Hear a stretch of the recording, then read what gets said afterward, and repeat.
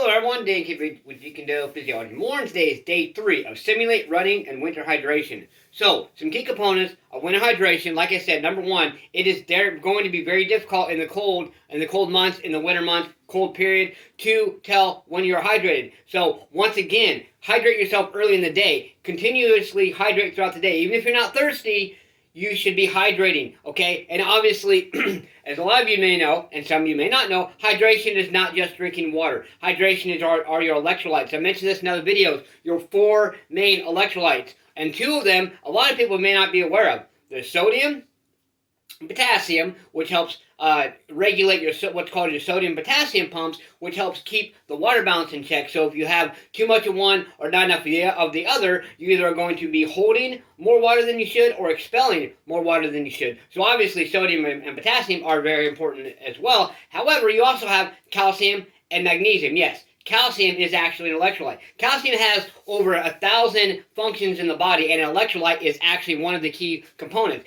Because if without an adequate amount of calcium, the muscles cannot contract properly, get those electrical signals to be able to fire the neurons off to be able to contract those muscles like they're supposed to. Magnesium works the same way. Magnesium does not only help you absorb more calcium, but is also going to help act as an electrolyte to send those electrodes and whatnot to your neurons to help your muscles contract, help your body do its everyday functions, including metabolism and sleep as well. So that's the thing. Most electrolyte drinks out there either have a large amount of sodium and only a little bit of potassium, and a lot of them don't even have calcium and magnesium. I've seen some that have magnesium, but no calcium. Some that have calcium, no magnesium. Also things like, Body Armor has a higher amount of potassium and a lower amount of sodium. Gatorade and Powerade has a higher amount of sodium and a lower amount of potassium. Now, I get that, okay? Your body, when you sweat, you do lose a significantly more amount, and you actually do lose mainly sodium in your sweat. However, if you're not getting adequate amounts of the other electrolytes, especially potassium,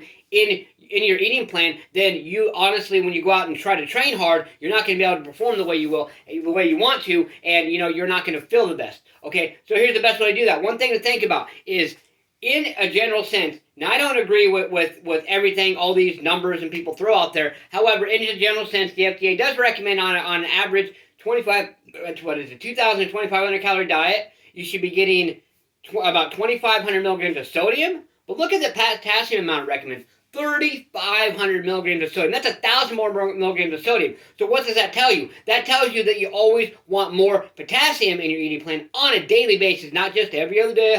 No, every single day you want to get higher amounts of potassium in comparison to sodium. So if you're going to increase your sodium, you must also think about, I must also increase my potassium. Now, how do you get your calcium and magnesium? The best way is honestly, obviously, through food, but to get high enough amounts, especially if you're not eating the best, is through supplementation. And there are plenty of supplements out there, even taking a calcium supplement that has magnesium in, just even if you don't need a lot of extra calcium, but guess what? That's a good way to get your electrolytes. So let's keep these things in mind. As far as for the running simulating, the thing is there are so many different exercises. I could sit here all day and show you all kinds of things, but I'm just going to give you a few examples. So I've obviously went over in other videos as well the importance of bodyweight squats. Bodyweight squats is something anyone can do, just about anyone, most people can do, and you can do them first thing in the morning. Boom, bodyweight squats, How do we enhance this a little bit?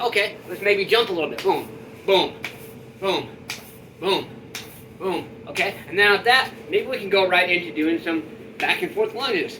You don't have to do them fast. If you want more speed training, obviously that's going to be more stamina, not cardio, then you can go fast.